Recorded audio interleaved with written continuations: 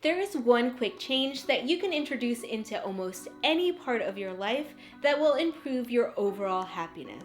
In fact, several studies have shown that this one act can reduce your psychological and physiological stress, increase your coping skills, improve your relationships, and even improve your memory. As a psychologist, I do this every day, and I find that people are always commenting on how my general vibe is more upbeat than your average office worker. This practice isn't some new age fad, but we see it in historical examples and cultural rituals built around the psychological concept of savoring.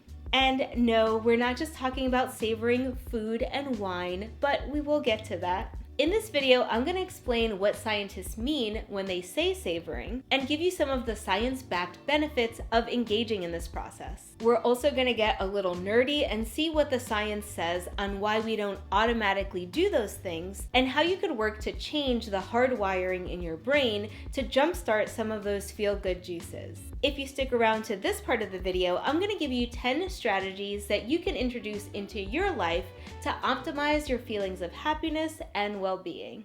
So what is savoring? Savoring is a science-backed psychological concept of intentional and mindful engagement with positive experiences, emotions, or moments in a way that enhance or prolong enjoyment and improve overall well-being. Savoring includes strategies and techniques that allow you to fully appreciate and immerse yourself in the positive experiences that you are already having in your day. It's just taking a moment to pause, stepping out of the experience, and really reviewing it and appreciating what's happening. Doing this allows you to fully absorb the experiences, and those positive experiences can be integrated into your emotional and cognitive processes. Savoring can occur across varying domains of your life, such as enjoying a beautiful meal, relishing a beautiful sunset, appreciating an accomplishment, or even basking in the warmth of a loving relationship. It involves being fully present in the moment, focusing on the sensory details,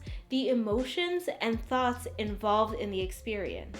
By doing so, you can amplify the positive emotions you're experiencing and create lasting positive memories. Collecting and storing up as many positive memories as you can will have a long-lasting effect on your overall happiness and your life satisfaction. So how does this work on a psychological, physiological, and neurological level? Well, psychologically, it works to counteract the negative cognition bias. If you've watched some of the other videos on my channel, you might know that our minds aren't perfect processing and interpretation machines. So our thinking patterns are full of little quirks or biases that make it hard for us to think objectively, even when we know the benefits of doing so.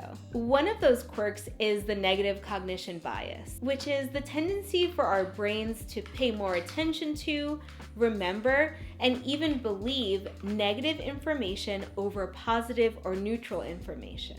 It's like when you receive 10 compliments on how legit your new gym shoes are, and one person tells you that no bulls are dead, and that's all you can think about for the rest of the day. Now, many people have pointed out that this makes sense from an evolutionary perspective. It was more important for our survival to know that this plant is poisonous and that woolly mammoths are not our friends. So we prioritize remembering negative aspects of our environment over how sweet those strawberries were, or that some girls will let you sit in their cave even if you're not wearing pink on Wednesday. These days, the negative cognition bias is out in full force because we're getting feedback and information from so many places that could indicate an environmental, financial, or social danger, not just the life and death feedback that our minds were programmed for.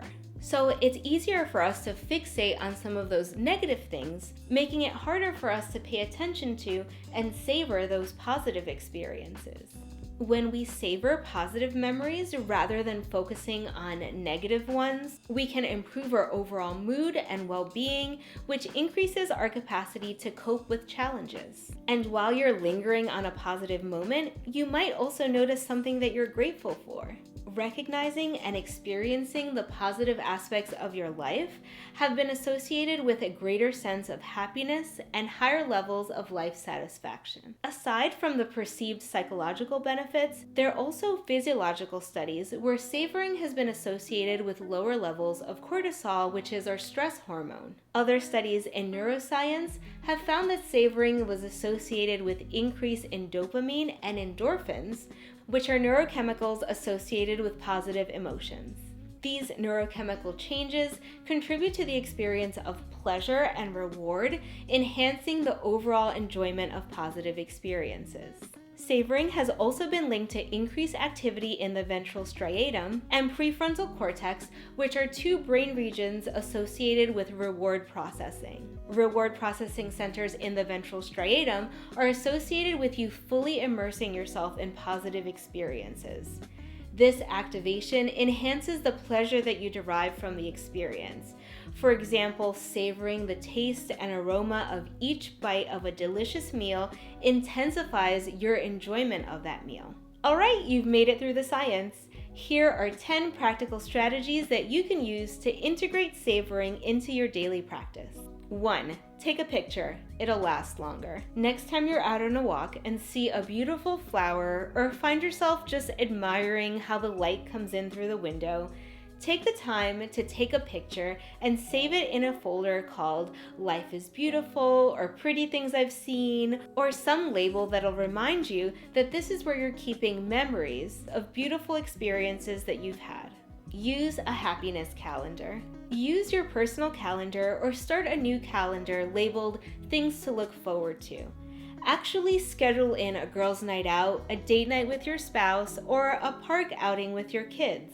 Seeing it in your calendar allows you to savor the anticipatory joy or the joy you get from thinking about an awesome future event. Interestingly, the way that your brain looks when it's looking forward to a positive event and the way that it looks when it's actually engaging in a positive event is remarkably similar. Create an I am awesome file in your email system. Every time someone sends you a nice email praising your work or thanking you for your impressive performance, file those away in an email folder called I am awesome. Integrate reviewing this folder into your weekly review or revisit it every now and then when you need a work pick-me-up or you're feeling down about your work. Sharing is caring.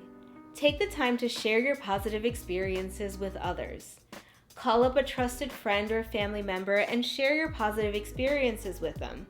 This is something I recently did with my sister. I went down to Florida for a work trip, and the flight, rental car, and hotel process were just ridiculously smooth. Think of all the times when TSA is awful, or your flight is delayed, or your hotel lost your reservation. Most people will be really quick to share all the things that went wrong when someone asks, "How was your trip?" But when was the last time you called someone and said, "Hey, what's up?" Nothing much. I just got in and this was like the smoothest ride I've ever had. The TSA pre-check wasn't put on my ticket, but then there was like no line at security.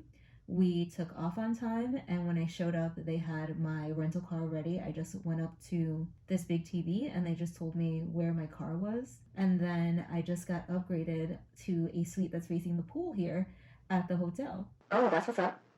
Throw yourself a 1-minute dance party. Every time you hit a work milestone, make a major deadline, or have a significant accomplishment, take the time to celebrate. Bask in the glow of your own achievements. I like to throw myself a 1-minute dance party. No bull. I turn on my current favorite song and I rock out for a full minute. But your celebration doesn't have to be so explicit. It can be taking a walk around your office after you're done clearing out email, or savoring that first creamy sip of coffee and thinking to yourself how good it feels to have made such an accomplishment. Schedule in your joy. Schedule in pauses in your day to actively seek out moments to savor. This can be in the middle of the workday, or you can have a designated period in the morning or in the evening. For some people, this might look like a gratitude practice where they think and write down things that went well for them or things that brought them joy during the day. Feel your feels. Many everyday things provide pleasurable sensations in your body. Smell the morning air as you walk to your car. Feel the warm water as it hits you in the shower, or the smooth skin of a loved one as you welcome them home. Think about how pleasurable these sensations are as you're feeling them. Go to your happy place. I was 20 years old when I got accepted into a competitive PhD program, and those were some of the hardest years of my life. But I often took the time during those 6 years to think about this lake in Pennsylvania. I spent my summers there, and it was a happy and peaceful place where I could mentally escape from my work and school environment. Since then, I've lived in Washington, D.C., Boston, and Hawaii, and I've gathered up memories of these locations that I can mentally escape to savor the beauty or the peace or calm that I experienced in those places. Find beauty in the mundane. Probably the weirdest conversation I've had in my life was with a research assistant one day when we were waiting for a meeting to start. This office was objectively depressing. It was a gray government office building with horrible fluorescent lighting. But this research assistant saw me staring up at the ceiling and smiling. And she was like, What's the deal? Well, I explained to her that someone had to design this office building. Someone had to pick out the tiles that they put up there. An electrician had to install the lighting. Someone had to climb up there to actually replace the fluorescent bulbs. Someone had to develop the exact chemical compound of the gray walls. And I was just having a moment of appreciation to all the humans that were involved in this particular box of oppression. But he was more interested in having one of the fellow psychologists evaluate my mental state. Finding the beauty in the mundane doesn't have to be so extreme. It could be as simple as just noticing the greenery that's growing between the cracks of the sidewalk, or even admiring the lifelike quality of your Harry Potter Funko Pop figure. Create a savoring ritual. Integrate savoring into existing rituals and routines.